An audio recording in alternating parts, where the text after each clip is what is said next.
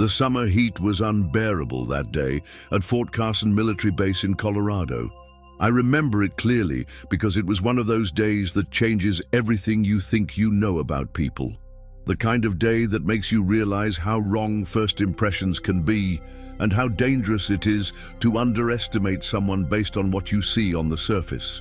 I was there as a civilian contractor, hired to document training exercises for the military's new integration program. What I witnessed that day still gives me chills, not because of fear, but because of the sheer power of human resilience and the dangerous assumptions we make about others.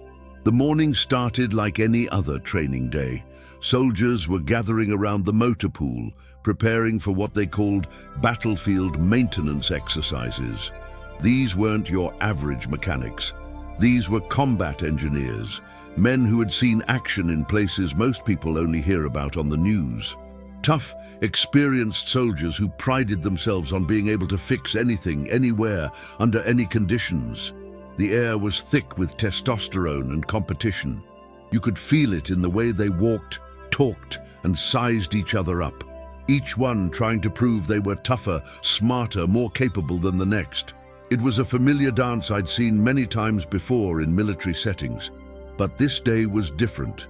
This day, something was about to happen that would shatter every preconceived notion these men had about strength, knowledge, and capability. The first sign that something unusual was coming happened around 800 hours. A military transport pulled up to the training area, and among the usual group of male recruits stepping off, there was someone who immediately caught everyone's attention. A black woman, probably in her early 30s, wearing standard military fatigues, but carrying herself with a quiet confidence that seemed to cut through the morning air. She wasn't particularly tall, maybe 5'6", with a medium build that suggested she was in good physical shape, but nothing that would intimidate a group of seasoned soldiers. Her hair was pulled back in a regulation bun, and she had the kind of face that could have belonged to anyone's sister, daughter, or neighbor. There was nothing about her appearance that screamed mechanic or engineer to the untrained eye, but I noticed something the soldiers didn't: the way she looked at the vehicles lined up in the motor pool. Her eyes weren't scanning randomly, like someone unfamiliar with military equipment. They were moving with purpose, taking in details, making mental notes. It was the kind of focused observation you see in people who know exactly what they're looking at. The soldiers, however, saw something entirely different. "Look what we got here," muttered Sergeant Rodriguez, a stocky man with arms covered in tattoos, telling stories of deployments across 3 continents. His voice carried that particular tone that immediately put me on edge, the kind of tone that meant trouble was brewing. "Must be some kind of diversity program," chuckled Private Jenkins, a lanky kid from Alabama who couldn't have been more than 22, but talked like he'd seen everything the world had to offer. "Wonder what she thinks she's gonna do out here with real military equipment." I watched as the woman, I later learned her name was Sarah, walked past them toward the equipment staging area. She didn't react to their comments, didn't even seem to hear them. Her focus remained entirely on the task at hand, whatever that might be. But the soldiers weren't done. "Hey, sweetheart," called out Corporal Mitchell, a broad-shouldered man from Texas who had the kind of presence that commanded attention in any room. "You sure you're in the right place? The administrative offices are back that way." The condescending tone in his voice made my stomach turn. I'd seen this before. The automatic assumption that a woman, especially a black woman, couldn't possibly belong in a technical, hands-on military environment. It was the kind of prejudice that still existed despite decades of progress and integration efforts. Sarah stopped walking, but didn't turn around immediately. For a moment, I thought she might ignore them completely and continue on her way. But then she slowly turned, and I saw something in her eyes that the soldiers completely missed. It wasn't anger or defensiveness. It was the quiet patience of someone who had dealt with this kind of ignorance before and knew exactly how to handle it.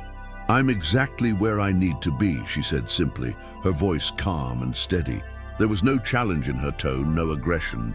just a statement of fact, delivered with the kind of confidence that comes from knowing your own worth. But to the soldiers, her calm response seemed to be an invitation to escalate. "Oh, she's got attitude," laughed Private Henderson, a wiry man with prematurely grey hair who had the look of someone who enjoyed stirring up trouble. "This should be interesting." The gathering crowd was starting to feel like a pack of wolves circling prey. More soldiers were drifting over, drawn by the commotion and the prospect of entertainment. The energy was shifting from casual mockery to something more pointed and potentially harmful. What bothered me most was how quickly the group dynamic changed. These were professional soldiers, trained to work as a unit, to support each other under pressure, but put them in front of someone they perceived as different, as lesser, and suddenly they became something else entirely. Sarah seemed completely unaware of the growing tension, or perhaps she was simply choosing not to acknowledge it. She had pulled out a clipboard and was checking something against the list of vehicles in the motor pool. Her movements were methodical, professional, completely focused on whatever task she'd been assigned. "What exactly are you supposed to be doing here anyway?" demanded Sergeant Rodriguez, his voice getting louder and attracting even more attention. "Because if you think you're going to be working on any of our equipment, you got another thing coming." Mum, that's when I realized what was really happening. This wasn't just casual military hazing or the usual rough humor that was common in these environments. This was something deeper, more dangerous. These men felt threatened by Sarah's presence in their domain, and they were using their numbers and their familiarity with the environment to try to intimidate her into leaving. But Sarah didn't flinch. Instead, she looked up from her clipboard and surveyed the group of soldiers with the same methodical attention she'd been giving to the vehicles. "I'm here for the same reason you are," she said calmly, "to do my job." The simplicity of her response seemed to frustrate the soldiers even more. They were looking for a reaction, for some sign that their intimidation tactics were working. But Sarah wasn't giving them what they wanted. "And what job would that be exactly?" pressed Corporal Mitchell, stepping closer in what was clearly meant to be an intimidating gesture. "Because I don't see how someone like you is going to be much help with military-grade equipment." "Someone like you." The phrase hung in the air like a toxic cloud. Everyone knew exactly what he meant, even if he wasn't saying it directly. Someone black, someone female, someone who didn't fit their narrow definition of what a military mechanic should look like. The worst part was watching how the group dynamic fed on itself. Each comment emboldened the next soldier to say something worse. Each laugh encouraged more pointed mockery. It was like watching a controlled burn turn into a wildfire. But through it all, Sarah remained calm, almost eerily calm. She answered their questions politely, ignored their increasingly obvious attempts to provoke her, and continued with her work as if they weren't even there. I found myself wondering what was going through her mind. Was she angry, hurt, frustrated, or was she simply waiting for something? There was something about her demeanor that suggested she wasn't just enduring this harassment. She was preparing for something. The morning sun was getting higher, and the heat was starting to become oppressive. The training exercise was supposed to begin soon, but the soldiers seemed more interested in their impromptu entertainment than in preparing for their assigned tasks. That's when Staff Sergeant Williams, the ranking NCO for the exercise, finally showed up. Williams was old-school military, a career soldier who had worked his way up through the ranks over 20 years of service. He had the kind of presence that could quiet a room just by walking into it. When he saw the crowd gathered around Sarah, his expression immediately darkened. "What's going on here?" he barked, his voice cutting through the morning air like a blade. The soldiers immediately straightened up, but I could see they weren't particularly concerned. This kind of hazing was common enough that most NCOs would either ignore it or participate in it themselves. "Just getting to know our new colleague," said Sergeant Rodriguez with a smirk that made it clear he didn't consider Sarah a real colleague at all. Williams looked from the soldiers to Sarah, who was still standing calmly with her clipboard, seemingly unfazed by the entire situation. "Is there a problem here?" he asked Sarah directly. "No problem at all, Staff Sergeant," she replied evenly. "Just waiting for instructions on today's exercise." Her response seemed to surprise Williams. He had clearly expected either a complaint about the soldiers' behavior or some sign that she was intimidated or upset.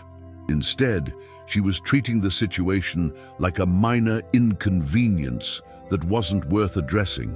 "All right then," Williams said after a moment. "Let's get this show on the road. Today's exercise is battlefield maintenance under combat conditions. We've got 5 vehicles with various mechanical problems. Teams will be assigned randomly, and you'll have 4 hours to diagnose and repair whatever issues you find."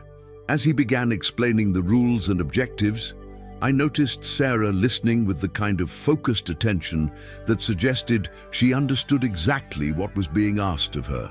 Meanwhile, the soldiers were exchanging glances and barely suppressed grins, as if they were already planning something. That's when I realized this story was about to take a turn that none of us saw coming. The real trouble started when Staff Sergeant Williams began assigning teams for the maintenance exercise. The soldiers had been expecting to work in their usual groups, with their familiar partners and established hierarchies. But Williams had other plans. "Rodriguez, Mitchell, Henderson, your Team Alpha, Johnson, Davis, Park, Team Bravo." He continued down his list, methodically breaking up the natural cliques and forcing the soldiers to work with people they might not normally choose. When he got to Sarah, the tension in the air became almost palpable. "Thompson, you're with Team Charlie on the Humvee engine replacement," Williams announced. I later learned that Sarah's last name was Thompson, but hearing it called out officially seemed to somehow make her presence more real, more legitimate to the soldiers who had been treating her like an unwelcome visitor. But Team Charlie was made up of 3 of the most vocal critics from the morning's harassment session, Corporals Mitchell and Henderson, along with Private Jenkins. The assignment felt less like random chance and more like Williams was deliberately throwing gasoline on a fire. "You've got to be kidding me," muttered Mitchell under his breath, but loud enough for everyone to hear. "Problem, Corporal?" Williams asked sharply. "No, Staff Sergeant, no problem at all." But his tone suggested otherwise, and everyone knew it. As the teams dispersed to their assigned vehicles, I followed Team Charlie to see how this was going to play out. The Humvee they'd been assigned was an older model, probably from the early 2000s, with the kind of wear and tear that comes from years of hard use in desert conditions. "All right, Thompson," said Mitchell with exaggerated formality, "since you're so confident about doing your job, why don't you tell us what's wrong with this piece of junk?" He was clearly setting a trap. The exercise was designed to test their ability to diagnose problems without prior knowledge of what was wrong. Asking Sarah to immediately identify the issue was like asking someone to solve a puzzle without looking at the pieces. But instead of pointing out the unfairness of the request, Sarah simply walked around the vehicle, visually inspecting it from multiple angles. Her movements were deliberate and systematic, like she was following some kind of mental checklist. "Engine won't turn over," she said, after completing her initial inspection. "Could be electrical, could be fuel system, could be mechanical. Need to pop the hood to know for sure." It was a reasonable, professional response. But the soldiers weren't interested in reasonable. "Wow, rocket scientist over here figured out the engine won't start," Henderson said sarcastically. "Next, you'll be telling us it has wheels." The mockery was getting crueler, more pointed. I could see other teams glancing over from their own assignments, some laughing along with the harassment, while others looked uncomfortable but unwilling to intervene. Sarah ignored the comment completely and moved to the front of the vehicle. "Can someone help me with the hood?" she asked. "Help yourself, sweetheart," Jenkins replied. "This is supposed to be a test of individual capability, right? The hood of a military Humvee isn't particularly heavy, but it's awkward and designed more for functionality than convenience." Sarah managed to get it open on her own. but the soldiers made no effort to assist and seemed pleased by her minor struggle. Once the hood was up, however, something changed in Sarah's demeanor. She leaned over the engine compartment with the kind of focused intensity I'd seen in master craftsmen examining their work. Her eyes moved systematically across the various components, taking in details that would be meaningless to most people. "Fuel injectors look clean," she murmured, more to herself than to the soldiers. "Battery terminals are corroded but not severely. Alternator belt is tight." Her running commentary was technically accurate and professionally delivered, but the soldiers weren't impressed. "Look at her pretending to know what she's talking about," whispered Henderson to Jenkins, though he was speaking loudly enough for Sarah to hear. "Probably read a manual on the bus ride over." That's when Mitchell decided to escalate things to a whole new level. "You know what?" he said, his voice taking on a tone that immediately put everyone on alert. "I've got a better idea. Forget this basic diagnostic crap. Let's give Thompson here a real challenge." He walked over to the far end of the motor pool, where several vehicles sat under tarps. These weren't part of the regular exercise. They were the machines that had been designated as total losses, vehicles too damaged or complex to be worth repairing under normal circumstances. Mitchell pulled the tarp off a vehicle that made several people whistle in amazement. It was a heavily modified MATV, an armored tactical vehicle that had clearly seen serious combat.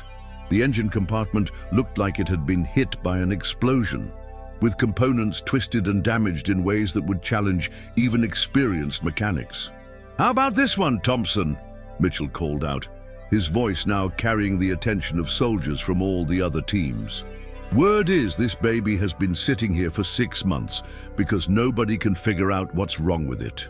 3 different mechanic teams have tried and failed. The challenge was clearly unfair. This wasn't part of the official exercise, and the vehicle had obviously been designated as beyond repair for good reasons. But Mitchell wasn't finished. "Tell you what," he continued, his voice getting louder and drawing more attention. "If you can get this engine running, I'll personally apologize for doubting your abilities. Hell, I'll do it in front of the entire company." "And when she can't?" asked Henderson, playing his part in what was obviously a planned humiliation. "When she can't," Mitchell replied with a grin that made my stomach turn, "she admits she doesn't belong here and requests a transfer to somewhere more appropriate for her skill set." The crowd that had gathered was getting larger. Word was spreading that something entertaining was happening, and soldiers were abandoning their own assignments to watch the spectacle. I wanted to intervene, to point out how unfair and unprofessional this had become. But I was there as an observer, not a participant, and I knew that any interference from a civilian would only make things worse for Sarah. What amazed me was that through all of this escalating harassment, Sarah remained completely calm. She looked at the damaged vehicle, then back at Mitchell, her expression unreadable. "What exactly are the terms?" she asked quietly. Her question seemed to surprise everyone, including Mitchell. He had clearly expected her to either back down from the impossible challenge or get angry enough to storm off. Instead, she was treating it like a legitimate negotiation. "Simple," Mitchell replied, though he seemed slightly thrown by her response. "Get the engine running within the next hour, and I'll make that public apology. Fail, and you admit you're in over your head here." Sarah considered this for a long moment. Around her, the crowd was growing restless, waiting for her decision. Some were clearly hoping she would back down so they could have their entertainment. Others seemed uncomfortable with how far things had escalated, but were unwilling to speak up. Finally, Sarah nodded once. "Deal." The single word sent a ripple of excitement through the crowd. What had started as casual harassment had now become a formal challenge, a test that would either vindicate the soldiers' assumptions or prove them catastrophically wrong. But here's what you need to understand, and this is where this story takes a turn that nobody saw coming.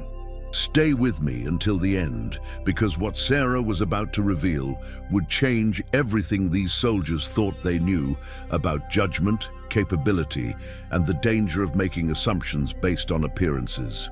As Sarah walked toward the damaged vehicle, I noticed something the soldiers didn't. The way she moved had changed.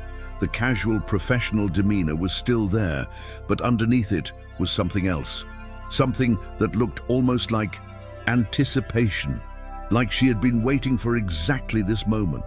The crowd that gathered around the damaged MATV was unlike anything I'd seen in my years documenting military exercises.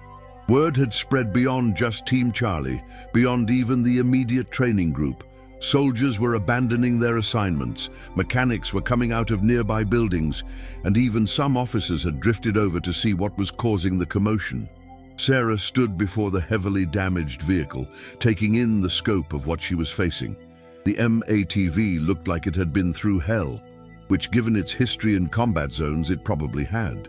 The engine compartment was a maze of twisted metal, disconnected wires, and components that had clearly been subjected to forces far beyond their design specifications.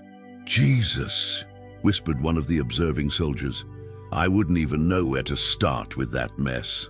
But Sarah was already starting. She had pulled her hair back more tightly and was rolling up her sleeves in the methodical way of someone preparing for serious work. Her initial inspection was even more thorough than before, but now there was something different about her approach. She wasn't just looking at the damage, she was reading it. Like a detective examining a crime scene, her eyes moved from component to component, taking in not just what was broken, but how it had broken. What sequence of events had led to this particular pattern of destruction? "Looks like an IED blast," she said quietly, more to herself than to anyone else. Impact came from the left side, probably about 4 feet away based on the shrapnel pattern. Her observation was so casual, so matter-of-fact, that it took a moment for the soldiers to realize what she had just done. In 30 seconds of visual inspection, she had accurately diagnosed not just the type of damage, but the likely cause and even the approximate position of the explosive device that had caused it. "Lucky guess," muttered Henderson, but his voice lacked its earlier confidence. Sarah didn't respond to the comment. She was now leaning deep into the engine compartment, her hands moving with the kind of confident precision that comes from years of experience.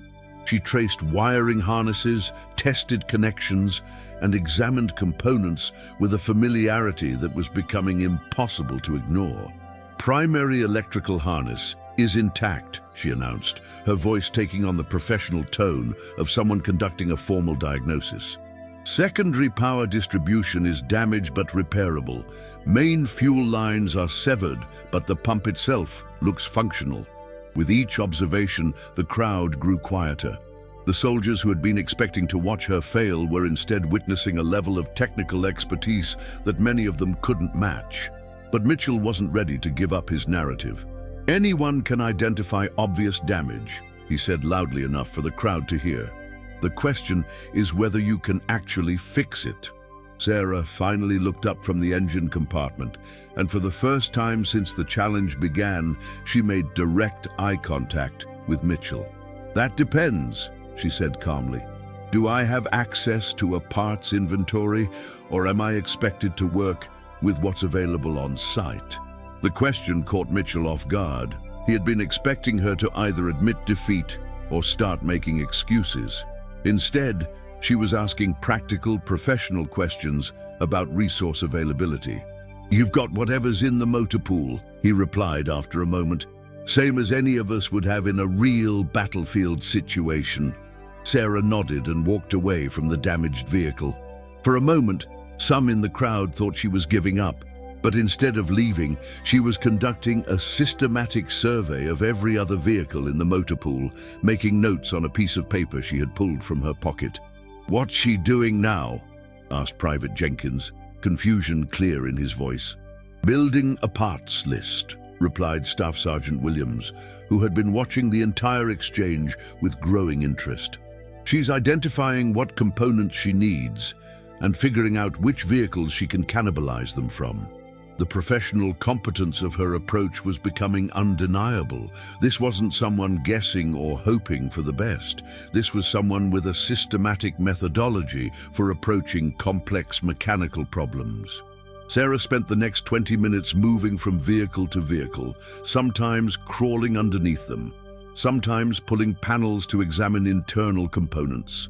Each inspection was thorough but efficient, like she knew exactly what she was looking for and where to find it. The soldiers who had been heckling her were growing quieter as they watched her work. Some were beginning to look uncomfortable, as if they were starting to realize that their assumptions might have been wrong. When Sarah finally returned to the damaged MATV, she was carrying a small collection of tools and components that she had gathered from around the motor pool. Nothing sophisticated, just basic military-issue equipment that any mechanic would have access to in a field situation. "All right," she said, addressing the crowd for the first time since accepting the challenge. "This is going to take about 45 minutes. I need to reroute the primary electrical harness, bypass the damaged fuel distribution system, and rebuild the ignition timing mechanism." Her technical explanation was delivered with the kind of confident authority that made it clear she knew exactly what she was talking about. But more than that, she was providing a step-by-step breakdown of her repair plan, something that demonstrated not just knowledge, but genuine expertise. 45 minutes, scoffed Henderson, though his skepticism sounded more desperate than confident now. "Lady, experienced mechanics have been working on that thing for weeks." Sarah looked at him with what might have been pity. "Sometimes experience can be a disadvantage," she said quietly. "When you've been doing things the same way for years, you stop seeing other possibilities." And then she got to work. What happened next was unlike anything I had ever witnessed in a professional mechanical environment.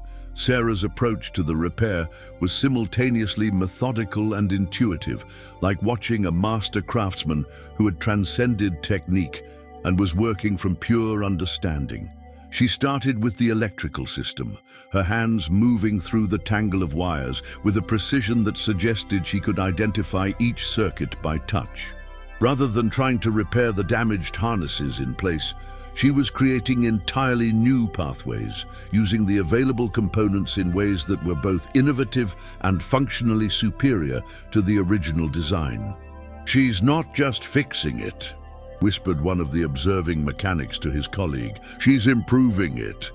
The crowd that had gathered to watch Sarah fail was now watching in fascination as she systematically addressed each of the vehicle's problems with solutions that were elegant in their simplicity and impressive in their effectiveness. But there was something else happening that was even more remarkable than her technical skill. As she worked, Sarah began to talk, not to the crowd, but to herself, in the way that people do when they're completely absorbed in familiar work. "Dad always said the trick with military vehicles is understanding that they're designed for function, not convenience," she murmured as she rerouted a fuel line. "Everything has a purpose, but that doesn't mean it's the only purpose." The comment was casual, almost throwaway, but it was the first personal reference she had made all day, and it suggested something that none of the soldiers had considered, that her knowledge might come from somewhere deeper than textbooks or technical manuals. As the minutes passed, the hostile energy of the crowd began to transform into something else entirely. The soldiers who had been expecting entertainment were instead witnessing expertise. The mechanics who had come to watch a civilian embarrass herself were seeing techniques and approaches they had never considered. And Mitchell, the soldier who had started this entire confrontation, was beginning to look like a man who was realizing he had made a terrible mistake. 30 minutes into the repair, something extraordinary was happening. Sarah had not only diagnosed and addressed the major systems failures, but she was doing it with a level of efficiency and innovation that was leaving the professional mechanics speechless. The electrical system that had been described as irreparable was now functioning better than it had when the vehicle was new. Sarah had redesigned the circuit pathways to eliminate several vulnerability points that were common failure modes in combat situations. It wasn't just a repair, it was an upgrade.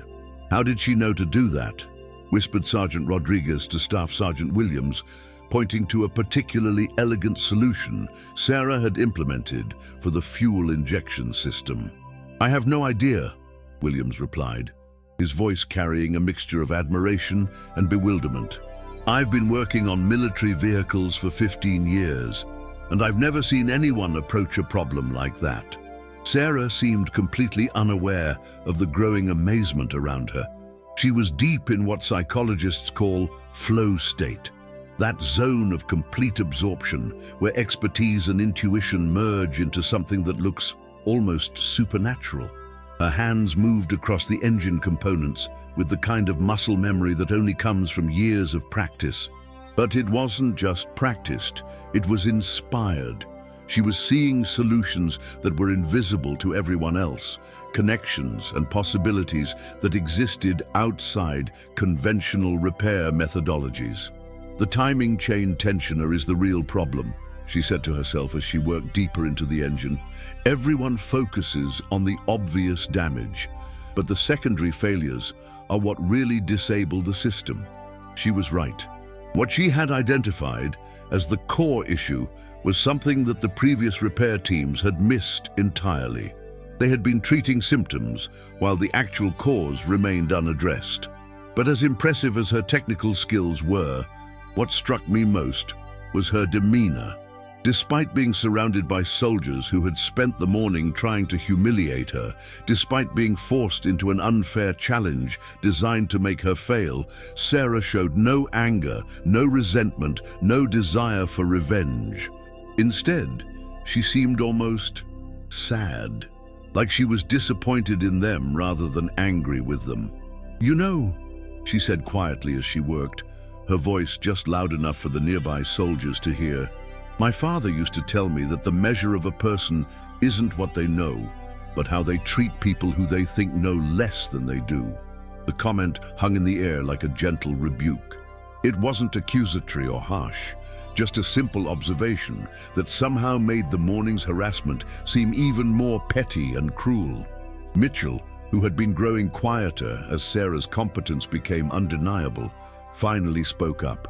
"Where exactly did you learn to work on military vehicles?" he asked, and for the first time his tone was more curious than hostile. Sarah looked up from the engine compartment, her hands still working on a complex fuel line connection. "My father," she said simply. "He taught me everything I know about engines." "Your father was military?" asked Henderson. "No," Sarah replied, returning her attention to the repair. "He was a civilian mechanic, but he worked on everything: cars, trucks, heavy equipment, motorcycles. When I was growing up, I spent every weekend and every summer vacation in his shop." The revelation was starting to provide context for her extraordinary skills, but it also raised new questions. Why was she here? What was her actual role in this exercise? Who exactly was Sarah Thompson?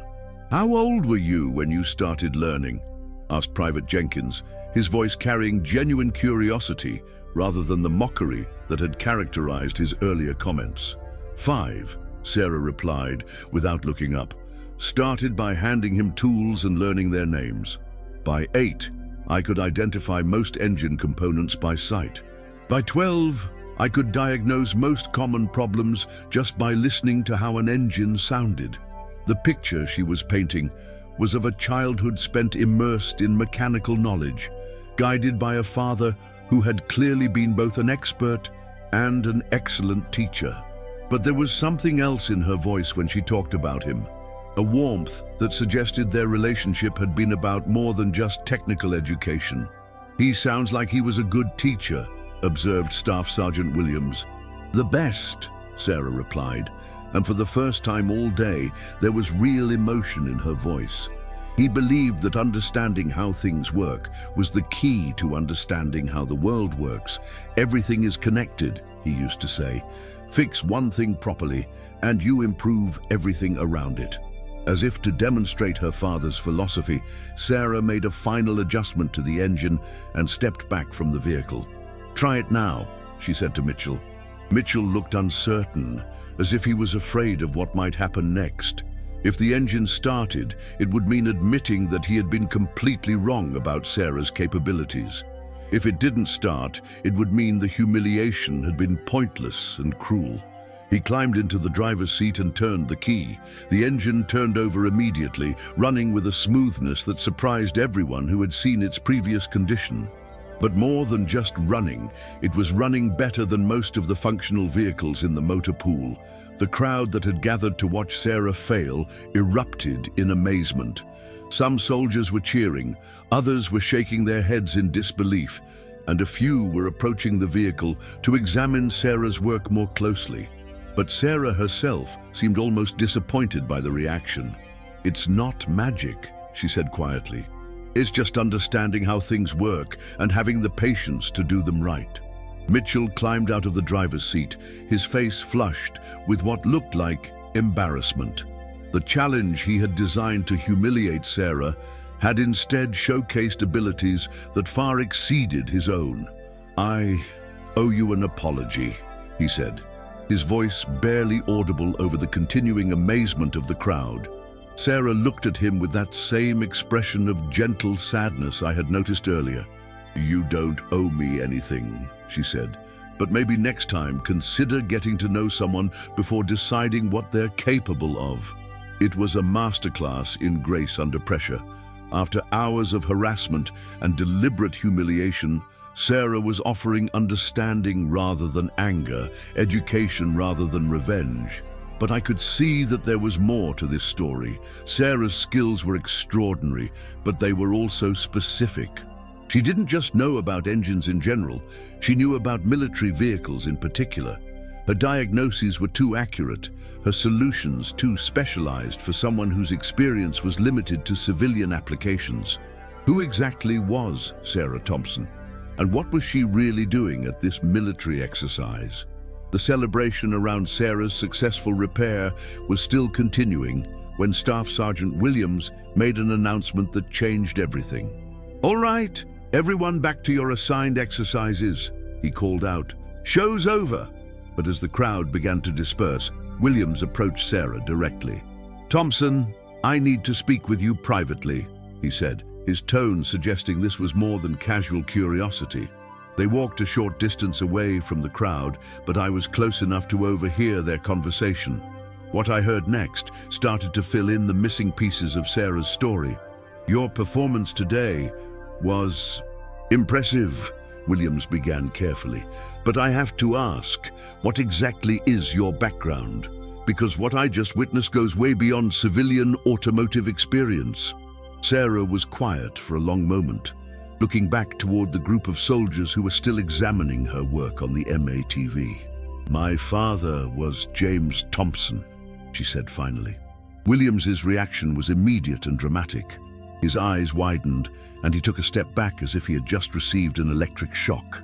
"Sergeant Major James Thompson?" he asked, his voice filled with something that sounded like awe. "The James Thompson who developed the rapid field maintenance protocols that are still used today?" Sarah nodded quietly. "He retired before most of these soldiers were even born," she continued.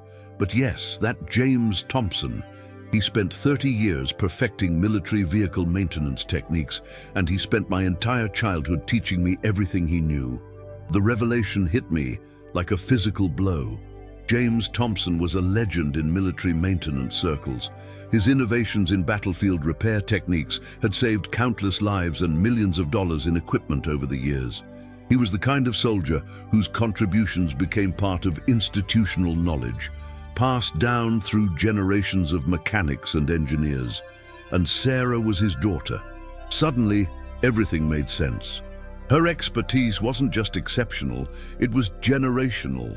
She had been trained from childhood by one of the greatest military mechanics in history, using methods and knowledge that most active duty soldiers could only dream of accessing. "Why didn't you tell them?"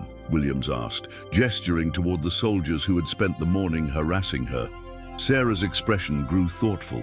"Because I wanted to see what kind of people they really were," she said simply. "My father always told me that you learn more about someone's character by watching how they treat people they think are beneath them than by watching how they treat their superiors." It was a test. The entire morning had been a test, and the soldiers had failed it spectacularly. Besides, Sarah continued. "The knowledge my father gave me isn't worth anything if I can't earn respect on my own merits. I'm not here to trade on his reputation." Williams nodded slowly, clearly processing not just the revelation about Sarah's background, but also the implications of how his soldiers had behaved. "What exactly is your role in today's exercise?" he asked. "I'm here as a technical consultant," Sarah replied. "The Army is developing new integration protocols for civilian contractors in combat support roles. My job is to assess current training methods and recommend improvements." Another piece of the puzzle fell into place. Sarah wasn't just participating in the exercise, she was evaluating it, and she had just witnessed firsthand how military personnel treated civilians they perceived as inferior or unwelcome. "I think I can guess what your initial assessment is going to be," Williams said grimly. "Actually," Sarah replied, "I'm more interested in what happens next. How people respond when they realize they've been wrong says more about them than the initial mistake." She was giving them a chance to redeem themselves. After hours of harassment and deliberate humiliation, she was still willing to judge them based on their capacity for growth rather than their initial prejudices. Meanwhile, back at the MATV, the soldiers who had participated in the morning's harassment were having their own revelations. Word was spreading about Sarah's background, and the full scope of their mistake was beginning to sink in. "We just tried to humiliate the daughter of Sergeant Major Thompson," Henderson was saying to Jenkins, his voice filled with dawning horror. "Do you have any idea how stupid that makes us look?" But Mitchell was having a different realization. "It's not about looking stupid," he said quietly. "It's about who we showed ourselves to be. She gave us every opportunity to treat her with respect, and we chose not to. That's on us, not on her credentials."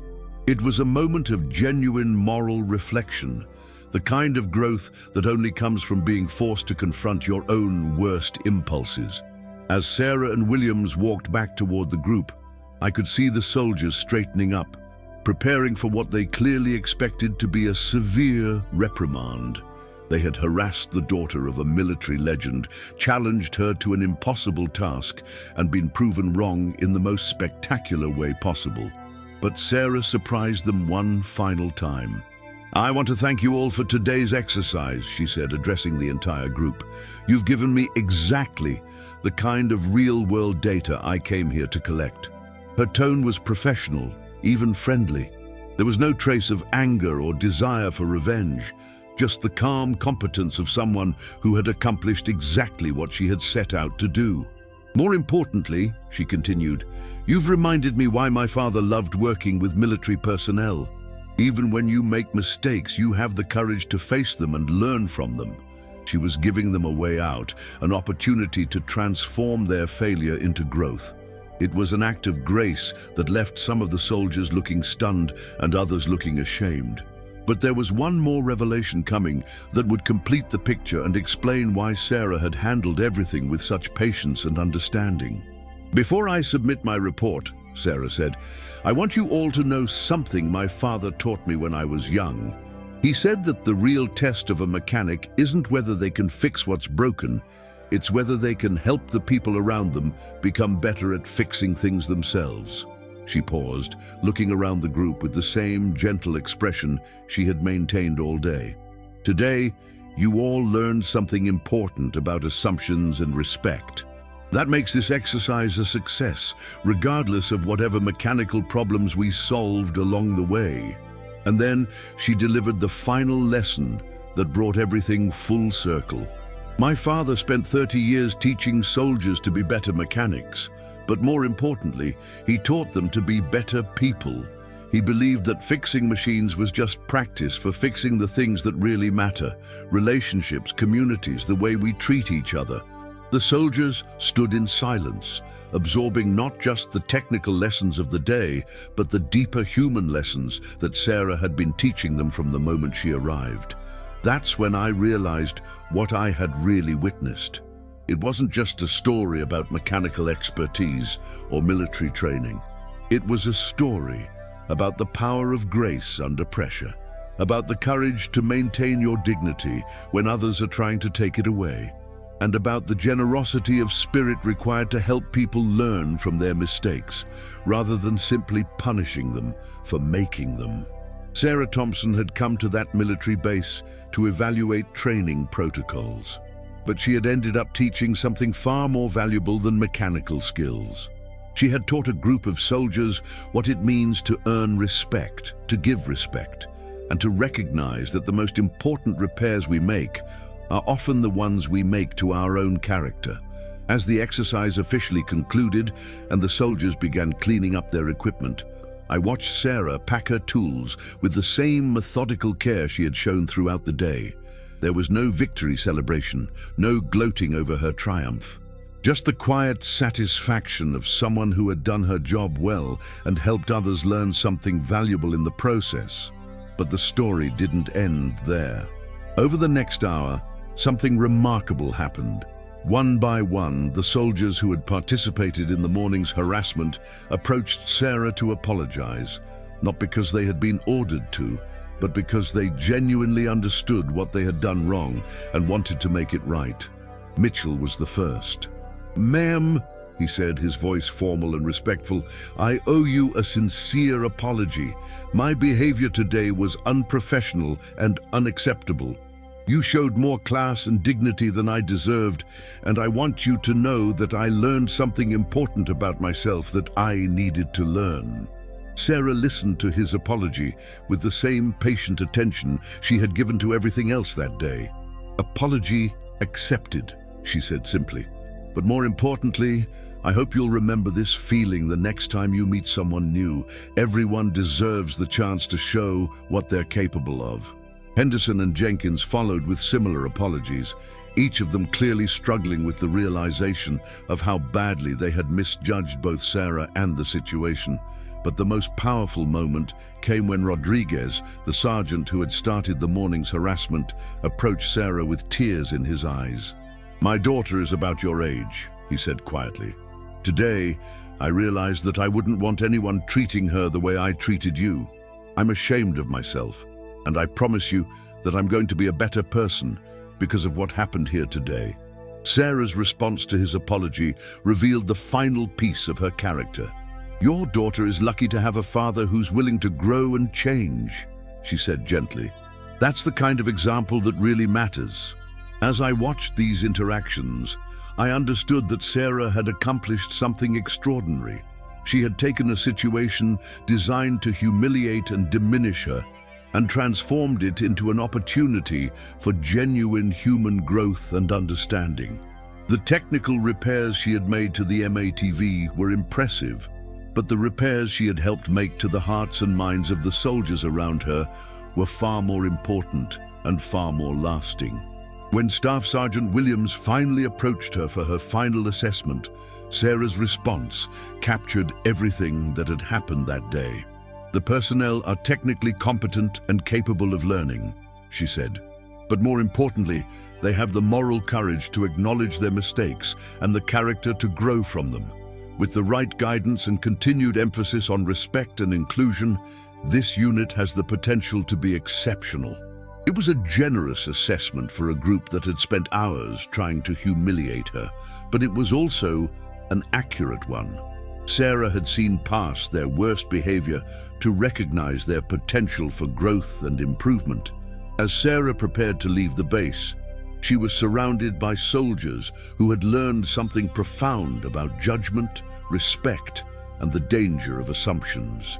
But I suspect she had learned something too, that even in the face of prejudice and hostility, it's possible to respond with grace and turn conflict into opportunity for mutual understanding. So what do you think about this incredible story? Have you ever experienced a situation where someone surprised you with abilities you never expected them to have?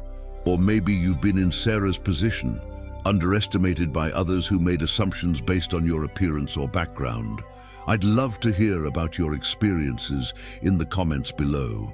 If this story touched your heart the way it touched mine, Please don't forget to subscribe to our channel and hit that notification bell so you won't miss any of our future stories about real people overcoming real challenges with grace, dignity, and strength. And speaking of amazing stories, make sure you watch the video that's appearing on your screen right now. It's about another incredible person who refused to let others define their worth, and I guarantee it will inspire you just as much as Sarah's story did. Until next time, remember that the most important thing we can do is treat everyone we meet with the respect and dignity they deserve, regardless of what we think we know about them.